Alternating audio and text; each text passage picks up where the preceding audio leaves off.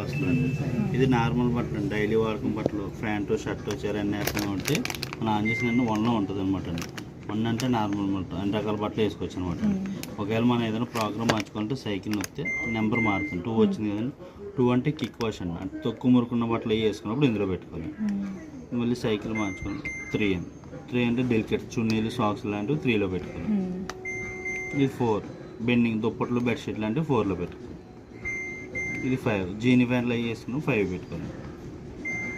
6 energy saving అని tanker water తొక్కున్నప్పుడు ఈ programme పెట్టుకుంటే వాష్ చేసిన నీళ్ళతోనే మళ్ళీ జాడిస్తుంది అనమాట, అందుకు వాటర్ సేవింగ్.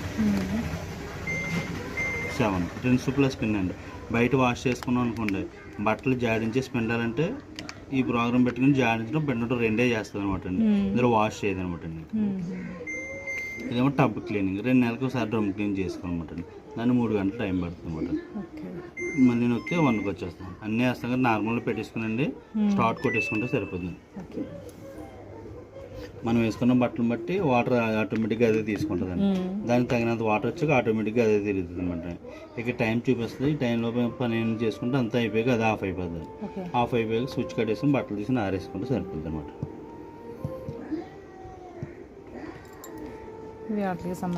ఈ వాష్ ఏ ప్రోగ్రామ్ జరుగుతుందో ఆ లైట్ వెలిగి ఆరుతుందండి. వాష్ అయిపోయాక లైట్ ఆరిపోద్ది, దాన్ని జాడించినప్పుడు ఈ లైట్ వెలిగి ఆరుతుంది. ఇది అయిపోతే ఇది ఆరిపోద్ది. అలా మన ప్రోగ్రామ్ అయిపోద్ది, ఒకటి ఆరిపోద్ది.